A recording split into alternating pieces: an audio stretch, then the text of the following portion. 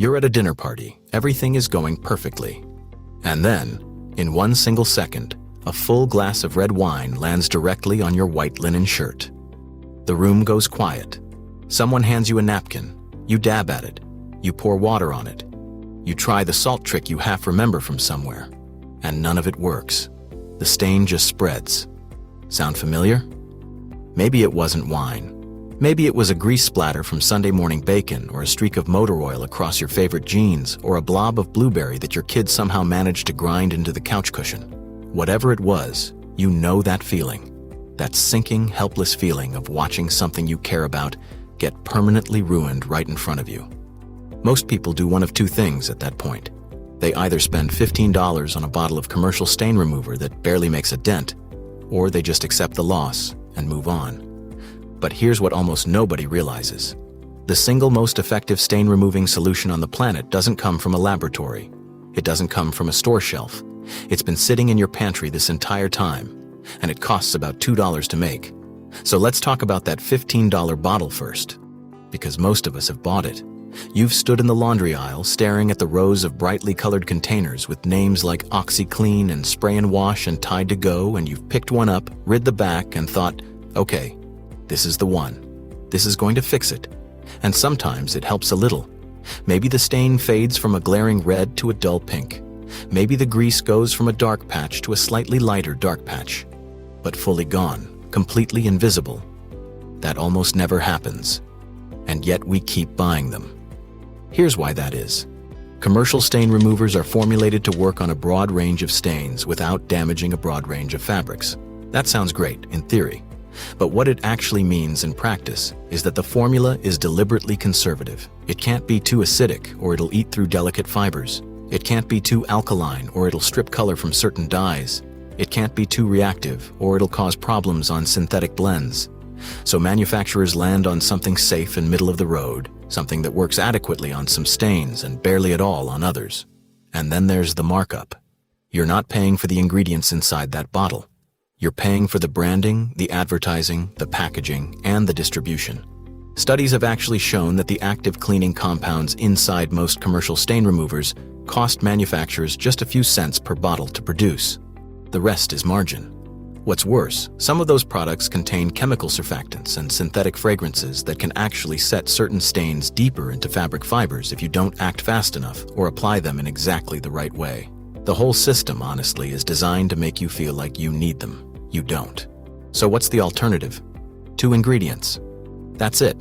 2 things you almost certainly already have sitting in your kitchen right now, probably within arm's reach of wherever you're standing. The first is white distilled vinegar. Plain, cheap, ordinary white vinegar. The kind that costs less than $2 for a full bottle at any grocery store.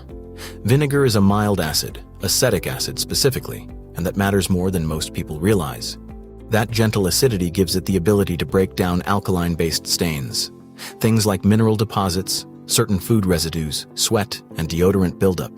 It penetrates fabric fibers without stripping them, which means it can lift what's already bonded to the material without causing the kind of collateral damage you'd get from something harsher. The second ingredient is baking soda. Again, something you've probably had in your pantry for months. Baking soda is the opposite. It's alkaline, and that's the whole point. Together, these 2 substances cover both ends of the chemical spectrum. You're not locked into one approach. You're bringing a tool that can adapt.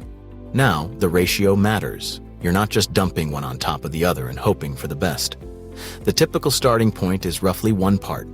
Baking soda to 2 parts white vinegar mixed into a paste or a solution depending on the type of stain and the type of fabric you're working with. Some people add a small drop of dish soap to the mix, something plain and dye-free, and that introduces a surfactant element that helps the solution penetrate deeper into the weave of the fabric. The total cost of all of this, even if you're buying everything fresh, is right around $2. Sometimes less. And what you get in return is a cleaning agent that isn't conservative, isn't watered down, and isn't designed around protecting a profit margin. It's designed around actually working. So why does this actually work? That's the part most people never stop to ask. They find something that gets results and they just keep using it, which is fine. But understanding the mechanism here is what makes you realize this isn't some folk remedy or kitchen hack that got lucky. There's real chemistry happening, and it's happening in a way that most commercial products can't replicate. When you combine an acid and an alkaline substance, you get a reaction. You've seen it, the fizzing, the bubbling. That's not just for show. That physical agitation is actually doing something. It's lifting particulate matter up and out of the fiber. It's breaking the bond between the stain and the thread before you've even started scrubbing. The reaction itself is part of the cleaning process. But here's what makes this combination particularly effective across different fabric types. Fabrics aren't uniform. Cotton behaves differently than polyester. Wool is sensitive in ways that synthetic blends aren't.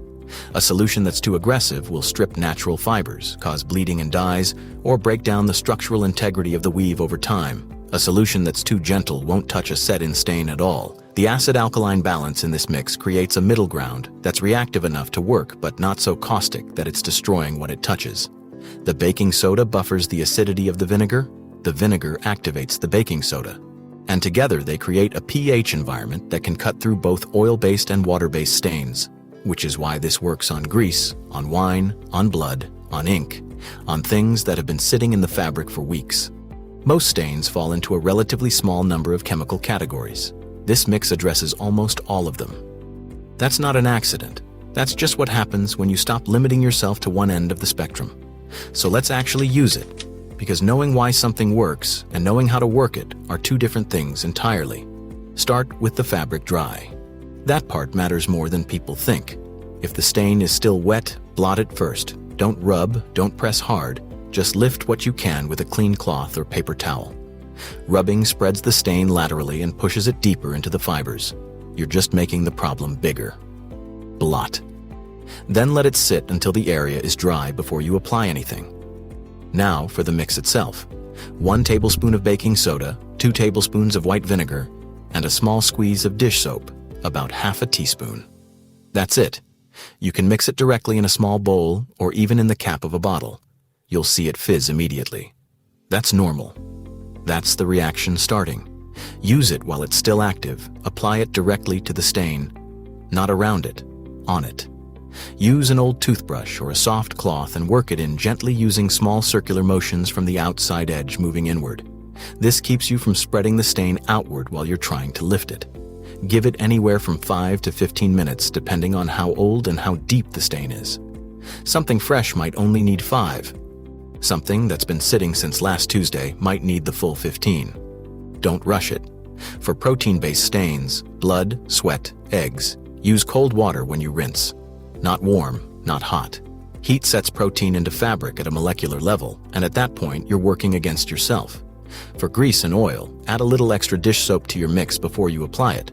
The soap acts as an emulsifier and helps break the fat apart so the rest of the solution can lift it out. For ink or wine, let the mix penetrate longer and repeat the process if the first pass doesn't get everything out. Layering applications works better than scrubbing harder. After the time is up, rinse with cold water, then wash the item normally. When it comes out of the wash, check the stain before you put it in the dryer. Heat from the dryer will permanently set anything that's still lingering. If there's still a trace, do it again. You've got the ingredients. It cost you $2. There's no reason not to try it twice. And here's the part that tends to surprise people the most. A woman in Ohio used this mix on a set of white linen napkins that had been sitting in a cabinet for 3 years. Red wine from a Christmas dinner she'd given up on entirely. Gone. A mechanic tried it on a work shirt soaked through with grease and motor oil after every other product had failed him. He said it came out looking like it had never seen the inside of an engine bay. Someone else, a parent, which tells you everything, got out a combination of grass, mud, and what they described as mystery orange from a pair of school uniform pants the night before picture day. These aren't edge cases. These are the kinds of stains people frame as lost causes. The kind they stuff in the back of a drawer or relegate to the yard work pile. The kind that make people believe some fabrics are just ruined forever. They weren't. The solution was already in the pantry. So here's what I want you to do. Go to your kitchen right now. Grab the dish soap and the hydrogen peroxide. Mix them together. Find the worst stain in your house, the one you've been avoiding, the one you already wrote off, and try it. That's really all there is to it.